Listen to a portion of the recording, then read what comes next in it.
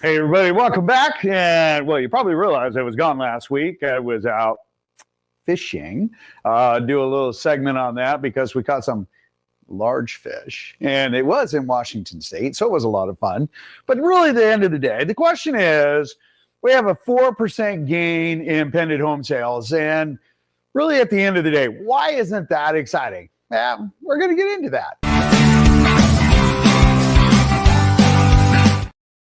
Okay, so even though we've seen a little bump in activity, and in fact, funny enough, these are August numbers that folks are talking about, and you're like, wait, George, this is October. And I'm like, I know, we'll get into that momentarily. But what they're talking about is as rates kept coming down, we actually started to see an increase. And in fact, we saw that continued increase in September with pending sales, and of course that translates into closings. But remember, as we go through our metrics, single family only, we're only looking at single family homes. I don't include condos in this. That's a different report altogether. Single family homes. So as we look at these numbers, you're going to say, hey, our market is actually doing really well. It actually is doing very well. And even though we've seen an increase in activity, or not activity, but actual inventory. And so when we have more buyer choices and lower rates, we're going to start to see some of that change. But let's delve into this. So as you can see from the chart there, the big looks like a QRS complex for those of you that are in the medical field. On the left-hand side, that would be your heart rate that you see on a heart rate monitor. You can tell that we've got our 2020, which is the big one, through 2022. And then you see the big slide. And that big slide that you see there, well, believe it or not, that's actually when rates started to really bump up. Now, when I say bump up, we went up into the mid sevens. A lot of folks were saying, oh my gosh, we're going to hit 8%. And it's just going to be mayhem and bedlam and everything's going to crash. And of course it didn't. We just hit our, again, situation normal, where we started to see a balancing of markets when we started seeing more inventory start to creep up after seeing the exceedingly low rates. But if I hide myself here and we take a look at it, you can see how they cycle with the Fed rate, which is, hang on a second, right there. As we see the front and the end, and we see the rises, we know that the Feds during each one of those rises actually became a Fed rate, right? That was where they changed rates. No different than here. We see that little pop right there, at the end. But at the end of the day, our market locally is still doing well. Now, okay, so if we take parts of California, you take Florida, you take parts of Texas and Arizona, they're not doing so well. Okay, but that's not us. So let's pay attention to only what's going on with us. And when we talk about that, let's talk about some of the headlines that we're actually seeing. Again, the 4% gain is not that exciting because we're still more flat. Bottom left, home price growth may still be the lowest in years, but prices remain near all-time highs, and that is true. We've been seeing, and you'll see the metrics here later, that our inventory, even though the inventory has been creeping up, our pricing has been staying pretty flat. It's just a small increase. We're seeing this seasonal little bit of shift as pricing comes down. Normally, seasonally normal, and you're going to see that in some of the metrics here in a second. When we take a look at the upper left, hey, look at that. We're still at 6.34, which is really good because in the past, when I say the past, every time the Fed has dropped their rate, mortgage rates actually have gone up. And in fact, most people don't realize that in anticipation of Fed activity, the mortgage rates, which are publicly traded in stocks, right? You take a look at your bonds and whatnot, your mortgage-backed securities, you'll actually see that they will start building in rate drops and then transition depending on what the Feds do. This time it still went up, but not as much. As we can see in the upper one, we had our dip, and then it went back up, and now it's gradually heading back down again. All right, so when we take a look at what we expect, what we expect is not a whole lot. Probably just heading in a downward trend-ish, but that's not going to be a whole lot. If we drop another quarter in rate over the next 2 weeks, I'll be a little bit surprised. We'll probably see a little bit lower rate when we look at December. January, February, we could very well see some rates coming down. We still have a lot of unemployment numbers that are playing a big role on things, CPI, inflation. And then, of course, when we take a look at what's going on internationally, government shutdown right now, that has an impact on things. But the stock market and interest rates, they're holding fast. So we're not seeing anything crazy on that one, nor did we expect it. We kind of expected everything to be situation normal. Now, if we take a look at days on market, this is a big one right here, and super interesting. Okay, so if we take our average days on market, so right now, yeah, it's only a couple of days into this, but we're at 50 days, but we have been at around 48, 45 days on market, and that is about 10, 11 days more this year than we were at last year. Now we have more inventory, and that's going to play a role into it.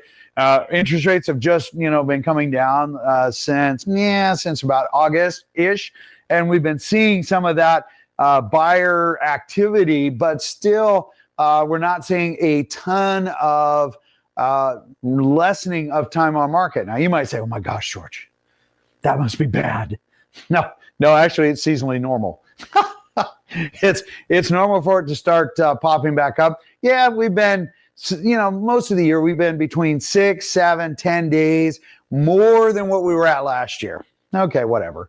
It's not a huge thing. Pricing, it just tells you how much more important that really is. And that's really the nut at the end of the day. Don't overprice your home. All right. So when we come back and we take a look at the actual sales price, we're down about 1% year over year, 2% for what we saw last year at this time. So again, not super crazy. We take a look at the Northwest MLS. Now this one's a little bit different. When I say it's different, I was a little surprised by the back on market being a little bit lower, but price reduction. So if you see here, we've got 952 homes that came on market, okay, of the average of the last 7 days. Well, that's really good. The howevers, we also had 923 price reductions. Okay, now granted, we have 17,000, 16,000 homes out there. It's not that big of a deal, but that's still a much bigger number than what we ever really want. As far as pended, this is important. So remember, we had 932 that came on market, and we had 1,093 that went off market, went under contract. Well, that's super important because that just, again, tells you that we're seeing more homes coming off the market that are coming on. Even though our inventory is up, we're up at about 3.2, 3.1 months of inventory, where most of the year we've been at around 2.5 months, 2.6 months. And so we're getting to that for that pendulum, right? And this is the seller side and this is the buyer side. We used to be over here on the seller side, and it kind of swung and it was in the middle. We're just ever so slightly, I think, listing more towards the buyer side. Away from the seller side, and again, seasonally normal.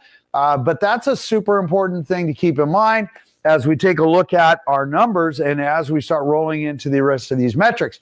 Because as you can see here, we're at 3.1, whereas last year at this time, we had 2.5 months of inventory. Now you might say, George, what the heck does that mean? That's super simple. All right. If I have a bucket, okay, and I call this bucket the Northwest Multiple Listing Service, right, the MLS, and all of the agents put their listings in this bucket, okay, and then I put a lid on it. They say 4 to 6 months is a balanced market. 4 to 6 months of inventory in this, not adding anything else to it, is a balanced market between buyers and sellers. Now, over the last 10 years, really 2 to 3 months has been kind of our balance, right? That has been pretty consistent. We're at about 3.1 months. We're getting towards the higher side of that. So I'm saying that pendulum is swinging just a little bit towards the buyer side, and buyers are going, yay!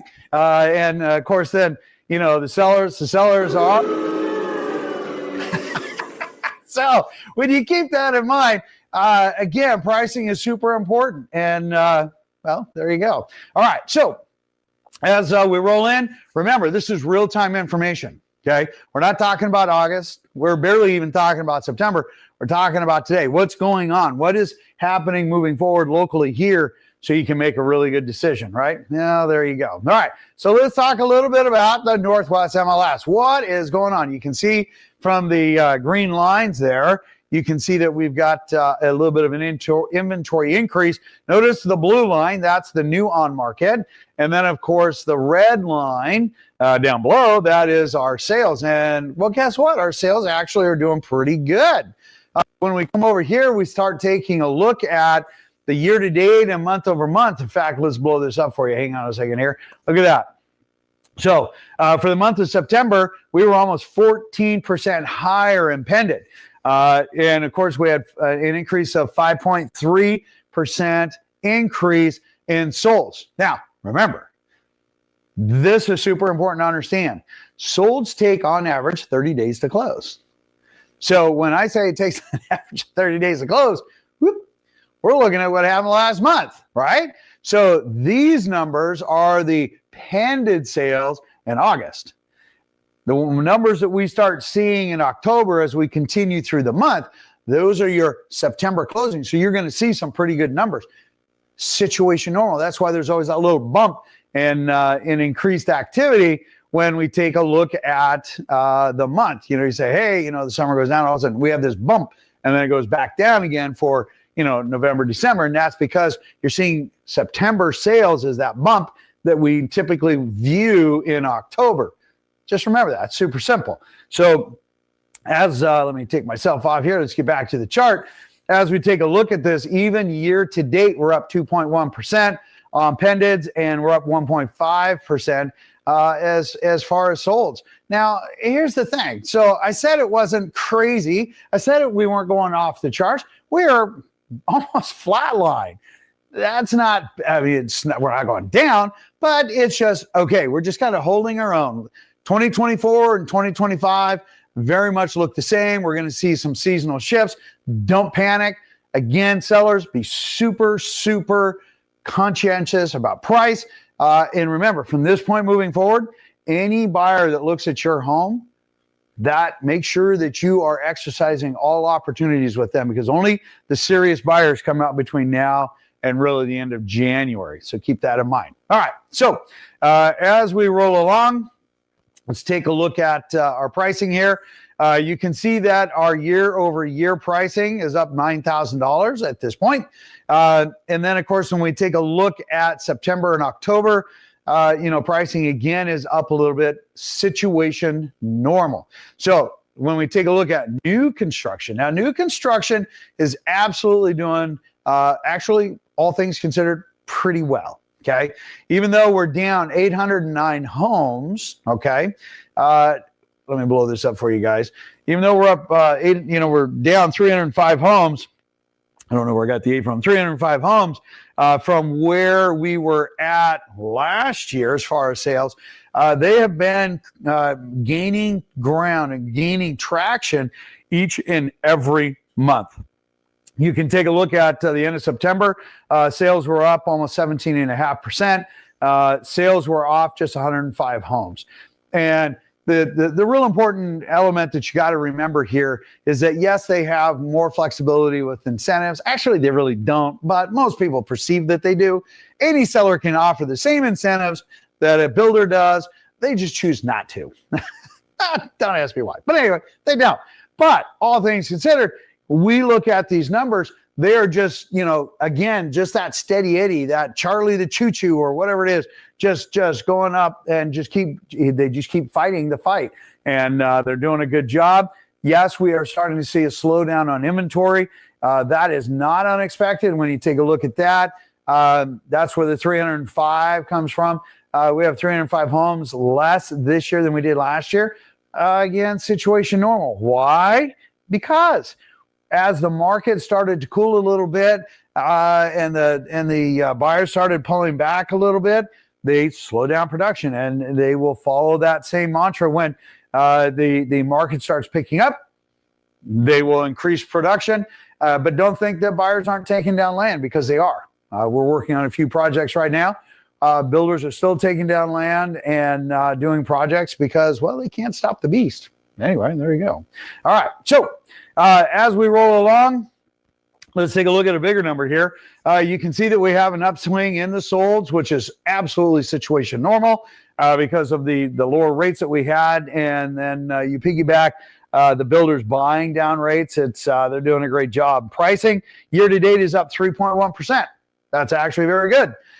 When we talk about the month of October, that's a little early, but still we're looking at just shy of 20% year over year, which includes part of September. All those numbers were actually rolling really, really well. So just keep that in mind. And then when we talk about foreclosures, foreclosures, super interesting, right? Let's talk a little bit about foreclosures. All right, so there's a report that came out that a couple of real estate firms put out that they were taking off of sites. So remember, there's this thing called there's lies, there's damn lies, and then there's statistics, right? And they're like, oh my gosh, foreclosures are up. It's crazy. Foreclosures are up.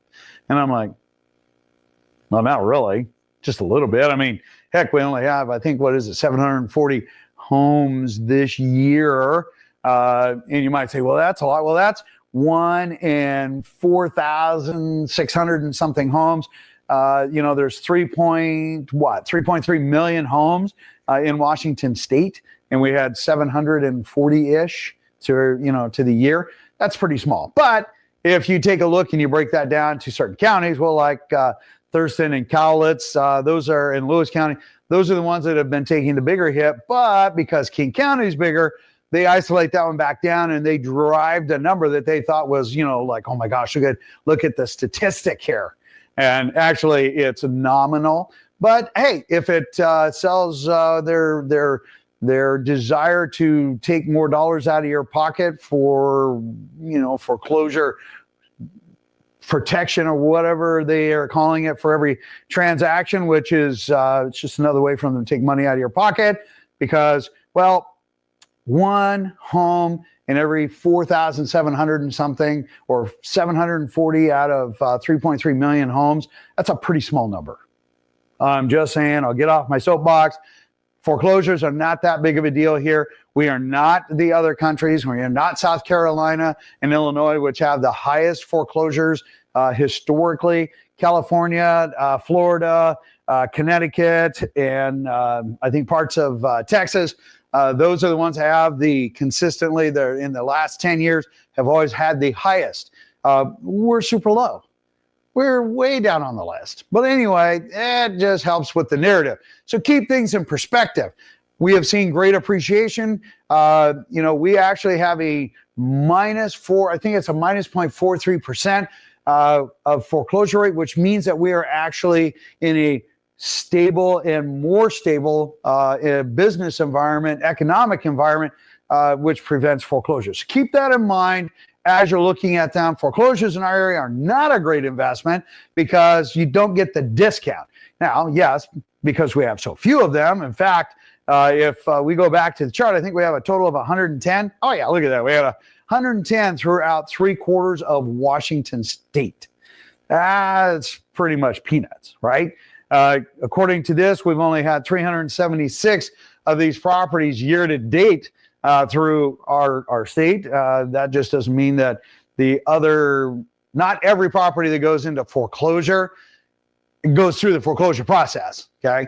Here we have 376 that went through the foreclosure process, went on to the multiple listing service, and ended up getting sold. Okay. Others that could cure, or they get the home sold beforehand and they don't go through the foreclosure process. So that's just super important to keep in mind. All right. So when we take a look at this, we have 55 more homes that sold year to date than we had last year. 81 pended more than we had last year. That's pretty much peanuts, right? They do paint, carpet, and vinyl. They get it out on the open market and they sell them. We don't discount. We don't have a lot of foreclosures here. So keep that in mind. So with that being said, if you have any questions, put them down below. We want to hear from you because, well, we love answering questions and there's no strings attached. If you would be so kind, do us a solid, hit that subscribe button or at least hit the bell and let us know that you like the channel. Let others know. There's no marketing here. Let the others know so they can get some really good information so they can best make a business decision for them and their families. In the meantime, have an absolutely beautiful day. It's a little wet outside, so stay safe. Enjoy your October. Take care.